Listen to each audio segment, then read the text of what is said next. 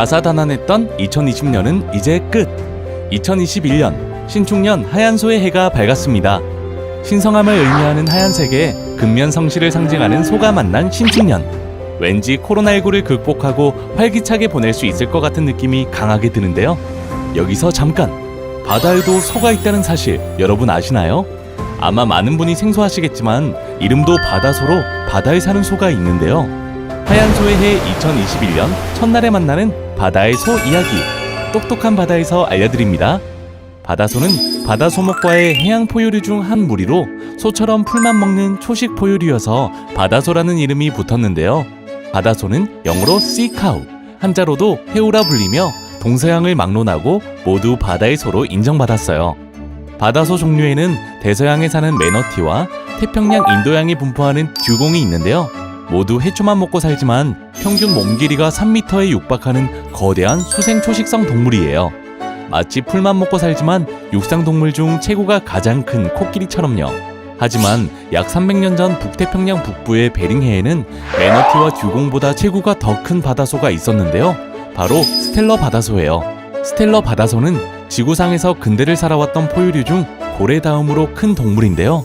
성격이 매우 온순해서 사람을 두려워하지 않았다고 해요.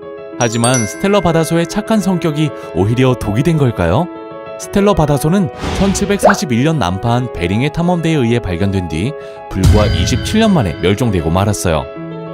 모피를 위해 해달 남획이 자행되고 이로 인해 해달의 먹이인 성게가 번성하며 스텔러 바다소의 먹이이기도 한 해조류를 성게가 무서운 속도로 먹어치우면서 결국엔 스텔러 바다소의 생존이 어려워졌어요. 설상가상으로 스텔러 바다소가 맛있다고 전해지면서 베링해에서는 스텔러 바다소 사냥이 시작되었고 그렇게 고작 27년 만에 스텔러 바다소는 흔적도 없이 사라지고 말았어요. 오로지 인간의 탐욕과 이기심으로 인해 사라진 스텔러 바다소는 전설 속 동물처럼 자료만 전해지고 있는데요. 안타깝게도 해양 생태계에는 스텔러 바다소 외에도 인간의 욕심으로 다시는 볼 수 없게 된 해양 생물들이 더 있어요. 북극에 살던 대형 조류인 큰 바다 새오리도 고기나 알, 깃털을 얻기 위한 인간의 무분별한 남획으로 1844년 멸종되었는데요. 생김새만 보면 펭귄처럼 보이죠? 실제로 과거에는 큰 바다 새오리를 펭귄으로 불렀다고 하는데요. 큰 바다 새오리는 북극곰 외에는 찬 적이 없었지만 스텔러 바다소처럼 사람을 피하지 않고 따랐던 탓에 포에게 희생양이 되고 말았어요. 인간의 욕심만 아니었으면 우리는 남극뿐만이 아니라 북극에서도 펭귄을 볼 수 있었겠죠?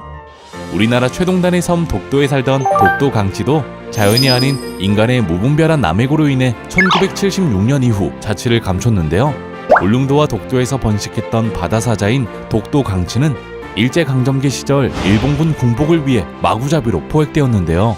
일본인들은 독도 강치잡이를 위한 전담 회사까지 만들어서 무자비하게 사냥했어요. 지금은 독도에 세워진 기념비로만 추억할 수 있는 우리의 독도 강치.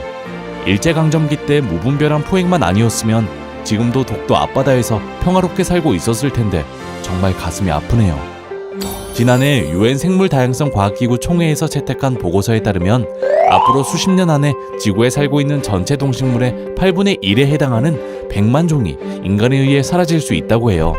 펭수가 가장 좋아하는 참치도 어획량이 계속해서 증가하면서 세계자연보전연맹 IUCN에서 멸종위기종으로 정하기도 했고요. 바다가 보는 라디오를 진행하는 DJ 상괭이도 개체수가 급감하자 2016년 해양수산부에서 해양보호생물로 지정해 관리하기 시작했고 지난해 11월에는 세계자연보전연맹에서도 상괭이 보호를 위한 결의안을 채택했어요. 또한 해양수산부는 상괭이 외에도 해양생태계 전반을 보존하기 위해 많은 노력을 하고 있는데요. 해양생물의 주요 서식지와 산란지, 이동 경로를 통합적으로 관리할 수 있는 해양생태축이라는 개념을 도입하여 그린 뉴딜 정책의 해양생태계 녹색 보건 과제인 해양생태축 구축 방안을 발표했어요.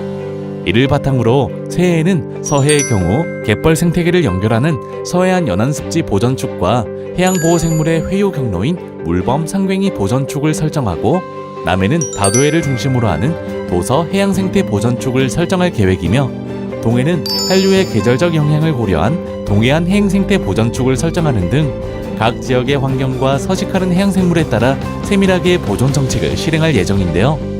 해양생태축 설정 및 관리계획 수립, 이행주체 및 절차 등을 규정한 해양생태계 보전 및 관리에 관한 법률 개정안도 통과된 만큼 점차 가속화되고 있는 해양 생태계 훼손에 보다 적극적으로 대응해 나갈 계획이에요. 다시는 바다에서 제2의 스텔러 바다소가 생기지 않길 바라며 앞으로 해양 동식물들이 평온하게 바다에서 살아갈 수 있도록 여러분도 해양 생태계에 대한 꾸준한 관심과 사랑 부탁드려요. 해수부는 여러분의 질문을 기다립니다. 바다에 대한 궁금증을 댓글로 달아주세요. 해수부가 답합니다. 구독과 추천 꾹